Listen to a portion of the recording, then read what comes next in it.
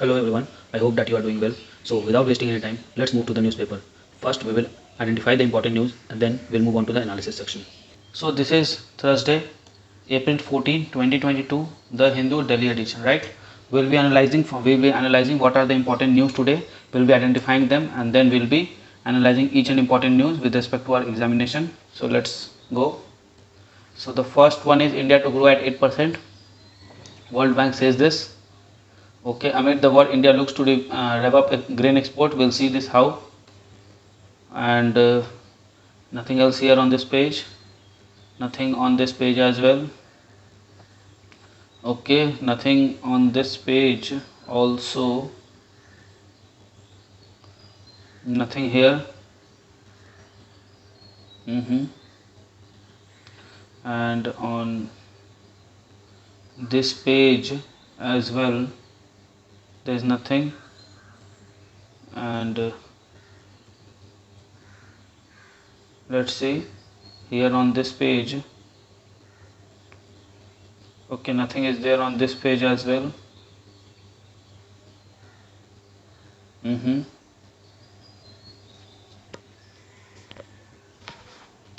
Okay, now let's move on to the editorial page directly. Now call for a Hindi India, again it is the same thing. It will come on, keep coming. Nothing to do with our examination, let's leave it. Okay, inflation must be tamed before it dampens consumption and growth. Okay, the same article, same kind of article yesterday also was there. I have read it.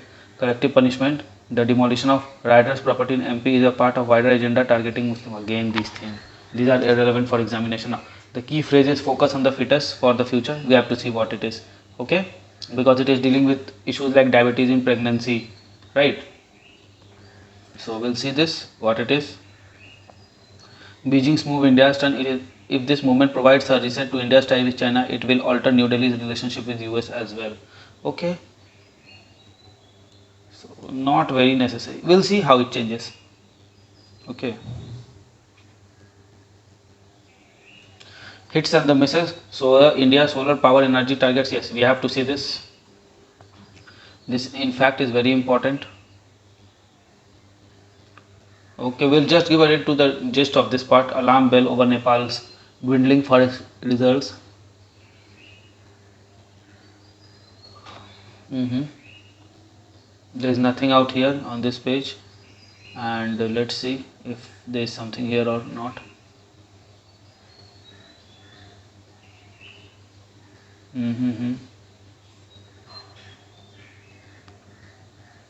Okay.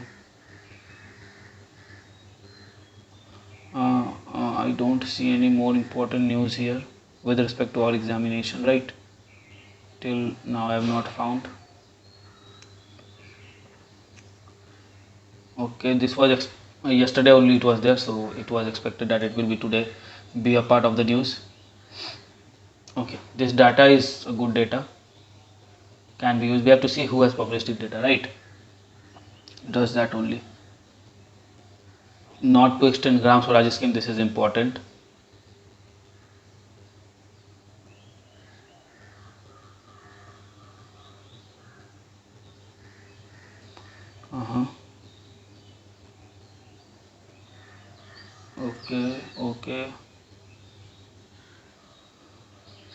Okay, there's nothing else.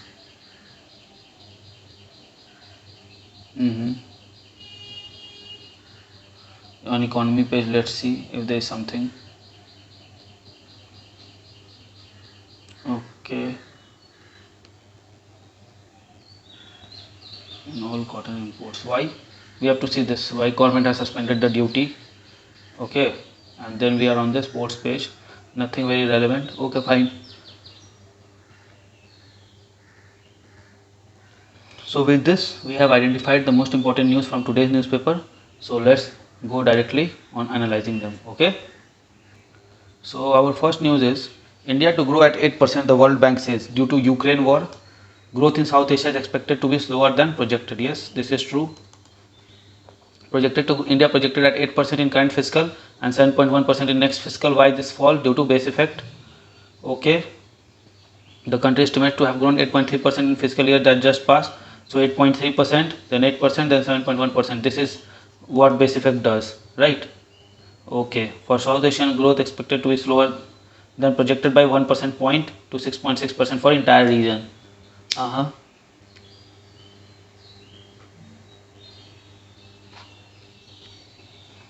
Okay, and why it is so? It is due to Russia's war on Ukraine, which has impacted the region when it was already experiencing a fragile growth, okay, of inflation, bottlenecks to supply and financial sector vulnerability. The impact of war has been faster inflation, deteriorating current account balances, and growing fiscal deficit, according to the lender. Okay, external shocks.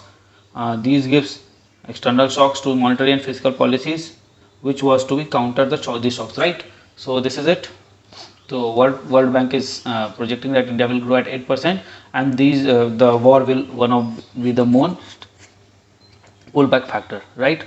Amid the war, India looks to rev up grain exports. What it is? Russia-Ukraine war has created challenges to the world over the item in terms of food grain supplies, right? And the government of India is looking to step in with likely export of 100 lakh tons of grains this year, with first quarter itself resulting in order of 35 lakh tons. Okay. So what we are expecting? We are expecting to export 100 lakh tons more of grain, out of which 35 lakh tons has already been pre-ordered, right? Commerce Ministry has told that the ministry has put in place internal committee to look into the quality standards of food export, and not just the grain but also food items as well, to 180 countries of the world. Fine. There is nothing wrong with the quality of our grain and other food item, but specific countries have particular qualitative norms and also different requirement of food item. The internal committee is looking at matching those things, right? So war can give us 100 billion tons, okay, 100 lakh tons, not billion tons, lakh tons of more export, means more money. Two means helps to double farmer income, right? Okay, now let's see more of the news, important news. Nothing on these pages. Okay, and then we have this editorial page directly. And when we come to the editorial, we will be analyzing the editorial as usual at last. Okay, and so do the explain page, right? And let's now move to the news, if anything else is there. Now we all understand that the condition in Sri Lanka is very miserable and they need support. We have to create a bridge so that they can be supported. Okay, this is one of the news. Just know it. Human rights not discussed at 2+2 meet. Although America is saying that human rights violations are taking place everywhere, especially in Russia-Ukraine crisis, but they have not discussed it with India.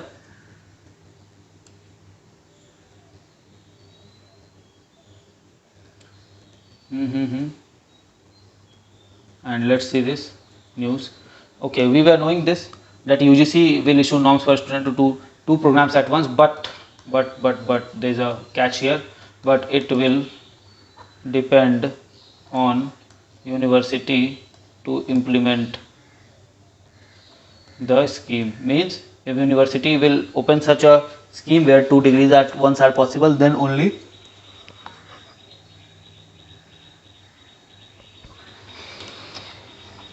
what will happen, then only they will get it. Okay, else they will not. The guidelines are applicable to academic programs other than PhD, so PhD not included. Okay, fine.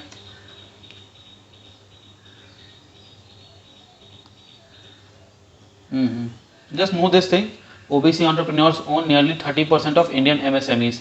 Country has about 80 lakhs, more than 80 lakhs micro MSME enterprises, right? Out of which 30% means 24 lakhs, something like that. It's a 25 lakhs is MSME held by OBC entrepreneurs, right? OBC were about 23.31 lakhs, right? Okay. And 41% of them were located in Tamil Nadu, Maharashtra and Rajasthan. So 3 places, 21%. Fine. And let's see if anything else is there. Look, a lot of numbers does not look good in examination, because we have to write a general studies paper and not a optional paper. Okay, so mind this. Don't go on to write everything. Okay, scheduled tribes 2.1% share. Okay, As per the June 2020 notification, MSME is defined as where the investment in plant and machinery or equipment does not exist 1 crore. Okay, so micro enterprise investment not more than 1 crore and turnover not 5 crore, not exceeding 5 crores. Okay, a small enterprises 10 crore cap, and other thing, that is the turnover 50 crore cap. Okay, so micro, what it is in micro, 1 crore 5 crores, in this 10 crore 50 crore 10 times, and the other one small MSM, and okay, medium one is 50 crores and 250 crores. Fine, so three things are there. Just know this is very important thing. Why it is important? Because it is a definition, right? I'll write it down here. Let me rub it. Okay, that would be enough. Fine. So if we write it, then let's see. MSME, MSME. The second thing will be what? Investment cap, or third thing is turnover cap. Micro, small, medium. Fine. So what is it for micro? 1 crore, 5 crore. Okay, 10 crore, 50 crores, 50 crores, 250 crores. Fine. So this is the chart. Remember this chart. This is the definitive chart, definition chart, where OBC 30%, SC, ST is 2%. I didn't get for ST. General category accounts for highest share of 62%. Okay, owned by scheduled caste. Scheduled caste 7%. So is in this ST, SC 7%, ST 2%, OBC 30% to 37, 39%, 40% here, about 60% general categories, right? So this is the breakup. Make a pie chart. It will look very good. Okay, so 30% OBC, about 60% general, remaining this about 7% SC, 7% and 2% ST. Okay, so it is done. Now let's see, not to extend Gram Swaraj scheme, we have to see this, what it is there, what it has to offer. Let's see. Program aims at improving governance of Panchayati Raj institutions. So what is the aim of Gram Swaraj scheme? Improving governance of Panchayati Raj institution. Remember this is very important. The Cabinet CCEA on Wednesday approved a proposal to continue Rashtriya Gram Swaraj Abhiyan, a scheme for improving the governance ability of Panchayati Raj. The CCCA in a meeting chaired by PM, so who is the chairman of CCEA? It's the Prime Minister Narendra Modi, approved the extension of the scheme till 31st March at total financial outlay of about 6,000 crores, which is 3,700 crores, of which 3,700 crores will be center share and about 2,200 crores will be state share, right? The approved scheme of will help more than 2.7 about lakh rural bodies to develop governance capabilities to deliver on SDGs. Okay, so this is important. Through inclusive local governance with focus on optimum utilization of available resources, government said. The statement said the scheme would work towards poverty free and enhance livelihood in villages. Okay, healthy villages, child friendly villages, water sufficient villages, clean and green villages, self sufficient infrastructure in villages, socially secure villages, villages with good governance, and engendered development in villages. This is a very good, very good paragraph.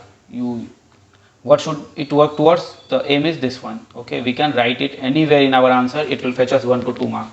Look how well the dimensions are included. Okay, so the government said that Panchayat would be strengthened, spirit of healthy competition, no permanent post would be created under the scheme, but need based, contractual.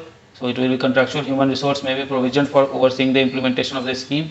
While announcing the decision to extend the scheme, they started in 2018-19. IB Minister Anurag Thakur said government focus has been development of rural areas, which he said has been neglected after partition. Okay, so just remember this thing, and just remember CCEA is presided by Prime Minister. Okay, and about 6,000 crores rupees has been re-sanctioned, and it is shared between center and state. Okay, so these things are there to know. It will work to strengthen the local bodies so that they can deliver on SDG. This is a very good, small but a good, very good article, right? Let us move forward to see if anything else is there. So with this, I think yes, there is one more thing here. News: government suspends duty on all cotton imports, right? The government has exempted all cotton imports from custom duties from, okay, with the view to help textile industries to cope with raw material shortage. So what has happened? Textile industry is coping up with raw material shortages. The move will also aid exports and provide relief to consumers. Fine. A surge in domestic price due to lower than expected crop yield. Why this shortage is there? Because we have got lower than expected crop yields, okay, which has put pressure on textile export competitiveness vis-a-vis rival like Vietnam, Bangladesh that do not levy any import duty on cotton. Indian taxes cotton import effectively at 11%. So initially we actually tax cotton imports at 11%, but now we have suspended it for the meantime. Why? Because there has been lower than expected crop yield, which has led to building of pressure on of raw material shortage on where? On this textile industry as a textile sector as whole. So this has been done. Okay. Now let's see what else is remaining. Now this inflation may exceed 7%. Look, it's more of a prediction, and one more thing, it may exceed 10% also if these things go, or if it may be contained if RBI comes up with some innovative policies, like, okay. And with this we have reached this point. Yes, with this the entire news analysis is over. Now we shall move towards the analysis of editorial and explain page. Okay. The key phrase is focus on the fetus for the future. Early detection of diabetes in pregnancy can help prevent transgeneration transmission of non-communicable disease. Now, this is a very important article. Why? Because it deals with a very important idea related to health and nutrition. Okay, especially we know that in India NCD is on the rise because of unhealthy lifestyle. Okay, so we'll be analyzing it in this context as well. Okay, the novel coronavirus pandemic has been eye-opener to all about what a widespread global public health issue looks like. Drawing an analogy from this communicable disease pandemic, one would be better placed to fathom the range and depth of another pandemic, a silent pandemic of non-communicable disease. That is, diabetes and related conditions such as obesity, hypertension, and heart disease sweeping across the world rapidly yet steadily over the last few decades. Yes, as I told you, that due to the modern day lifestyle, the prevalence of non-communicable disease in India is on the rise. Okay, the global burden. To illustrate the global burden of NCDs, let us use an example of diabetes mellitus. Diabetes is a disease characterized by sustained increasing blood sugar, hyperglycemia, that eventually affects the blood vessels in the body, causing damage to various vital organs that include heart, eyes, kidneys, nerves, and brain. In this year, 2021, the prevalence of diabetes was estimated by International Diabetes Federation to be 537 million. Okay, on extrapolation the data to the year 2045, it would be safe to say that almost 800 million people will be living with diabetes. In addition to this, for every person who is known to have diabetes, there is another person whose diabetes has yet to be detected. Further, a number of people live with what is called pre-diabetes, which is penultimate stage before overt diabetes, right? There is a saying in Tamil that one should not search for origin of a sage and the headwaters of a river. But in case of diabetes and other NCDs, we have no other option but to frequently search for the sage and the headwaters. Means we have to go to the stage where it begins, right? We have no other options. If we want to eliminate it, then we have to see its beginning point, its inception point. Okay. While several reasons can be ascribed for this rising trend, these includes aging population, urbanization, genetic predisposition, nutrition, and lifestyle transition. There is only one factor that has not yet received due attention, namely diabetes that occurs during pregnancy. Okay, so this is also one of the important factors. So diabetes can occur during pregnancy as well. Pregnancy-related diabetes encompasses both newly detected diabetes during pregnancy or gestational diabetes, as well as women with pre-existing diabetes, pre-gestational diabetes. So women can be can be infected with diabetes during the pregnancy period, or she could have been diabetes patient before pregnancy also, and now so in the former case it is called It is called what it is written, let me find out. Okay, yes, gestational diabetes, and in the other case this is called pre-gestational diabetes. For sake of simplicity, we'll use the broader term hyperglycemia in pregnancy, HIP. That covers both. The global prevalence of HIP is 17% of all live birth. In India, 1 out of 4 live birth is complicated by HIP. Look how critical it is. Means about 25% in India, 17%, about 17% worldwide global, and 25% in India. A programming. In 1980s, the British physician and epidemiologist Professor David Barker put forward this hypothesis of fetal origin of adult disease. Professor Baker stated that man's susceptibility to many of the adult onset disease has already been programmed while he was still in unborn developing baby inside his mother's womb. In this intrauterine programming, any adverse stimulus, say an increase in blood sugar level in case of maternal diabetes, permanently affects the structure and functioning and metabolism of the developing human body at cellular and tissue level, thereby predisposing the individual to the disease in adult life.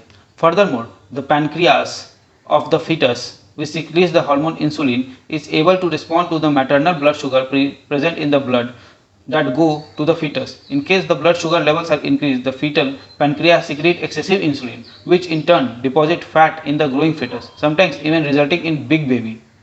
When this adversely programmed child grows up, he is faced with unhealthy environment of high caloric food.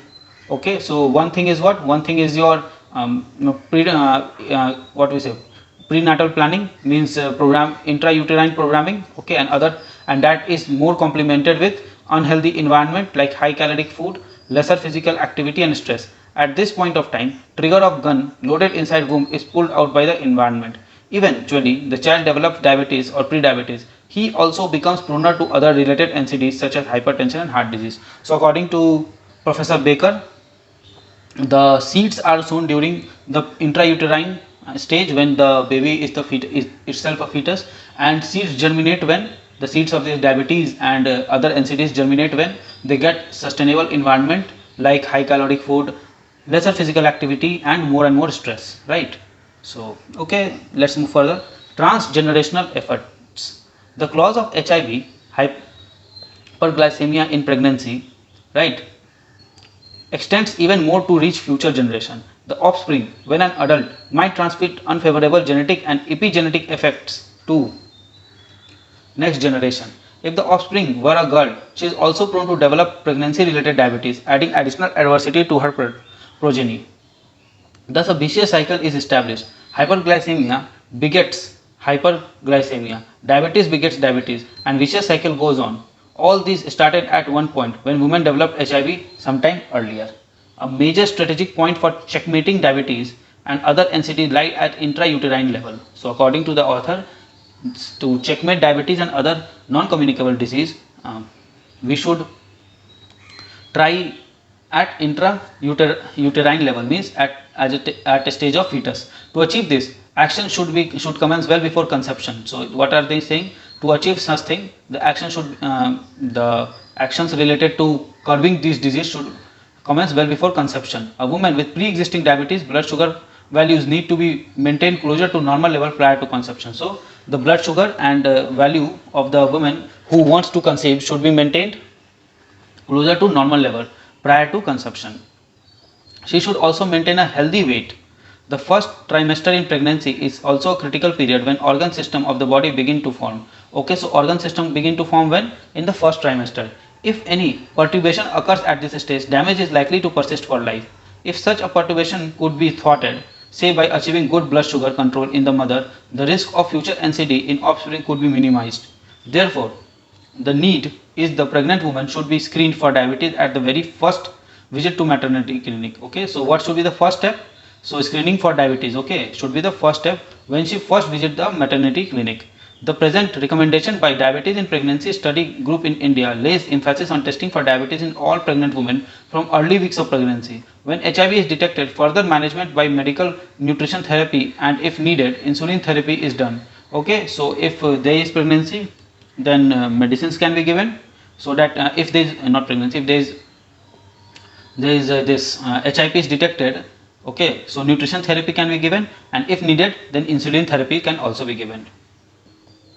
DIPST, DIPSI, Diabetes in Pregnancy Study Group of India, led by founder, patron, Professor Sales from Chennai, has established a single test approach wherein a pregnant woman is subject to single glucose load by month and blood sugar is tested after 2 hours. Sorry. Wherein a pregnant woman is subjected to single glucose load by mouth and blood sugar is tested after 2 hours. Here the pregnant woman need not to fasting to undergo the test. This test has been approved and adopted by Government of India in National Health Mission. Okay, so they'll give you a dose of glucose, say X grams, and after 2 hours they will check your blood sugar level, that X gram is causing how much rise in blood sugar, or what is the exact extent of blood sugar, and they will have their own threshold points, that blood sugar should be between these 2 points only. Okay, and if blood sugar here is between A and B, say, then it is normal, here hyper and here hypo, right, like this only. A window of opportunity. The time around conception offers a great window of opportunity to optimize metabolic status in all women in reproductive age group. The health of offspring and further generation depends upon metabolic health of the pregnant mother. Targeting pregnancy related diabetes and breaking the vicious cycle of transgenerational transmission is a wholesome action to significantly bring down the expanding burden of diabetes and other NCDs. Okay, so if we target HIP and break this vicious cycle of transgenerational transmission, then we can crack down and we can bring down the cases of the burden of diabetes and other NCDs. In recognition to his numerous contributions to field of pregnancy related diabetes in India and around the world, the Government of India has declared the birthday of Professor Sales, which falls on 10th March, as National Diabetes Mellitus Awareness Day. Furthermore, Professor Sales was conferred the Padma Shri in field of medicine this year. At this juncture, it is wise to reiterate his words on prevention of NCDs in community, focus on fetus for the future. Okay, so it's a very good article. It is very enriching article, right? So we got to know many things. After so much time we have got a very enriching article. Okay, this could be a potential question in itself. Why, right? How can we tackle NCDs? Now this only provide us one point, but this is a catch here, that it is providing only one point of the answer, that to curve this thing we have to hit on the HIP related, hit on time during HIP, right? But there will be more points to it. Okay, so with this we have done this part, nothing here. Let's move on to the text and context page. Hits and misses, India's solar power energy target. How far has India come with respect to solar power generation and storage? Why do author of the report say that India will not meet its 2022 solar goal? Let us see why. A report jointly prepared by two energy research firms, JMK Research and Analytics and the Institute for Energy Economics and Financial Analysis, says India will likely miss its 2022 target of installing 100 gigawatts of solar power capacity. This is because rooftop solar is lagging behind. Yes, there was an article about a month ago that also said the same thing, that rooftop solar is actually leading behind in the race, which is dragging back the overall performance of India in installing 100 gigawatts of solar power, right? What is India's solar policy? Since 2011, India's solar sector has grown at a compound annual growth rate of 59%, from 0.5 gigawatts in 2011 to 55 gigawatts in 2021. Okay, the Jawaharlal Nehru National Solar Mission, also known as National Solar Mission, which commenced in January 2010, marked the first time the government focused on promoting and developing solar power in India. Under the scheme, a total installed capacity target will set as 20 gigawatts by 2022. In 2015, the target was revised to 100 gigawatts, and in August 2021, the government set a solar target of 300 gigawatts by 2030. India currently ranks 5th after China, US, Japan and Germany in terms of installed solar power capacity. As of December 2021, the cumulative solar installed capacity of India is 55 gigawatts, which is roughly half the renewable energy capacity, excluding large hydropower, and 14% of overall power generation capacity of India. Okay, so as on December 2021, what is our cumulative solar installed capacity? 55 gigawatt. What was expected by end of 2022? 100 gigawatts, right? Here it is written, look, here. Okay, 100 gigawatts, right? So we are lagging behind how much? 45 gigawatts. Okay, lag. Okay, and 14% of overall power generation capacity, right? Within the 55 gigawatts, grid connected utility project scale contribute to 77% and rest come from grid connected rooftop and off grid project. Means about 80% of this is grid connected, means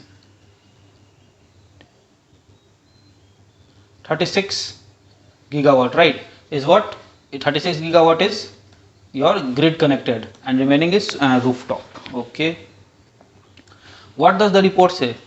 About 50% of 100 gigawatt target consisting of 60 gigawatt of utility scale and 40 gigawatt of rooftop capacity has been met. Okay, nearly 19 gigawatt of solar capacity is expected to be added in 2022, 15.8 from utility scale and 3.5 from rooftop. So 45 and plus about 20, say 19, it will be 64. We will still lag behind 36. Fine, so 36 will be missing. Okay, even accounting for this capacity would mean about 27% of India's 100 gigawatt solar target would remain unmet, according to Jyoti Gulia, co-author in the report. A 25 gigawatt shortfall in the 40 gigawatt rooftop solar target is expected compared to 1.8 gigawatt in utility scale solar target by 2022 December. Thus, it is a rooftop solar that is the challenge of Indian solar adoption policy. Stock out. Look, solar is of two: utility scale and rooftop. Okay, so utility scale is performing well, rooftop is dragging us behind. Fine, and that too by it is missing the target by 25 gigawatts out of 40 gigawatts targeted. 25 is missing. This is missing, so very huge, more than 50% is missing, more than 60% in fact is missing, right? To be precise, 62.5 it would be, na? Yes, 62.5% is lagging behind or missing, right? So this is the thing. So let's move further. What are the reasons for rooftop adoption not meeting the target? The government launched first phase of grid connected rooftop solar program in December 2015 to incentivize its use in residential, institutional and social area. The second phase was approved in February 2019, target 40 gigawatt of cumulative rooftop solar by 2022, which incentivizes in the form of central financial assistance. As on November 2021 of this phase, 4 gigawatt set off for residential sector, 1.1 gigawatt has been installed. The disruption in supply chain due to pandemic was a key impediment in rooftop solar adoption. So what was one? Look, it was started in 2019, the entire 2020, entire 2021, and about 3-4 months of 2022 has gone by just due to pandemic, right? Okay. In early years, India rooftop solar market struggled to grow, held back by lack of consumer awareness, inconsistent policy framework of central or state government, and financing. Okay, so these are other challenges apart from pandemic. Recently, however, there has been sharp rise in rooftop solar installations thanks to falling technology cost. Why there has been increase? Because the cost of technology has been falling. Increasing grid tariff, the rate at which the grid charge for per unit electricity is increasing. Rising consumer awareness and growing need for cutting energy cost. These factors are expected to persist, giving a much needed boost to this segment. The report notes, going ahead, rooftop solar adoption is expected to proportionally increase as land and grid connectivity for utility projects are expected to be hard to come by. Why? Because one, utility scale, okay, utility solar projects are very expensive. They require very large land piece, and they need to be transferred from the place of generation to the place of utility. But what happens in rooftop solar? It is decentralized. One thing. The second thing is its cost less. Third thing is electricity transmission losses, A&T losses is minimized because it is installed at the point of utility only, right? Factor impeding rooftop solar installation include pandemic induced supply chain disruption, regulatory roadblocks, limits to net metering, taxes on imported cell and modules, unsigned power supply agreements and banking restrictions, financing issues plus delays on rejection to open access approval grants, and the unpredictability of future open access charges. So these are the challenges, that is, what is this? Challenges dragging rooftop solar installations. Okay, so these are some of the challenges. How critical is solar power to India's commitment to mitigate climate change?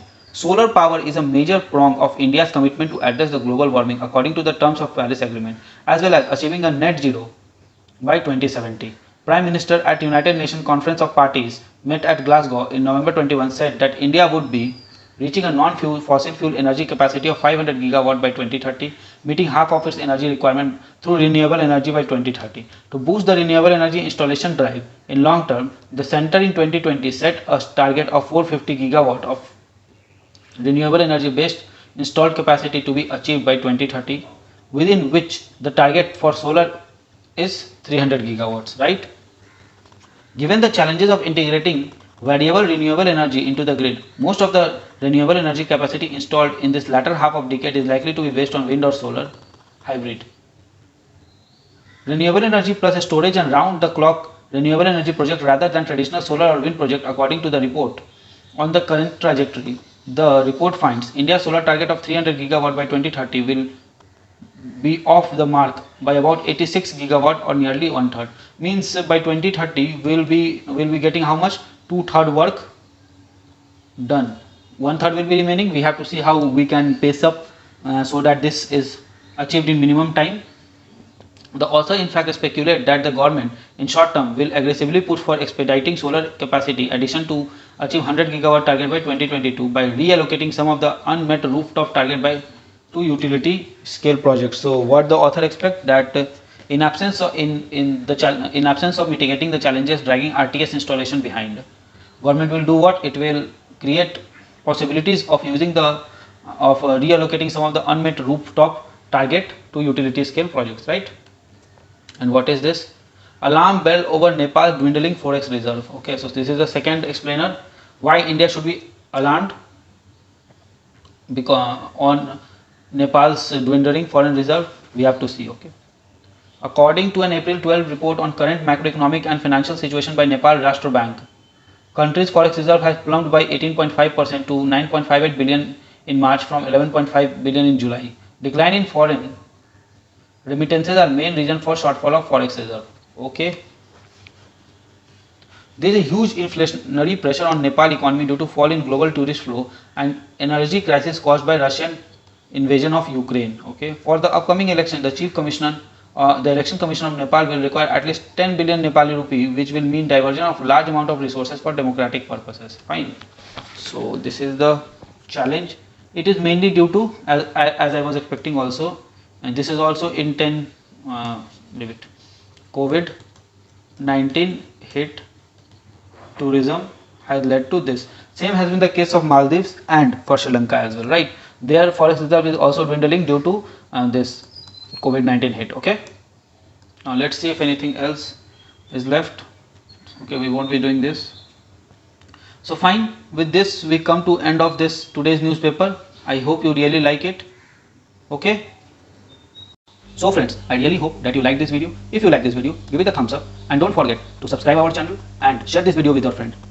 Also, keep studying hard, keep following your dreams and keep tuned to our channel. Comment below for any suggestion. Till then, goodbye, good luck, keep studying hard and follow your dreams.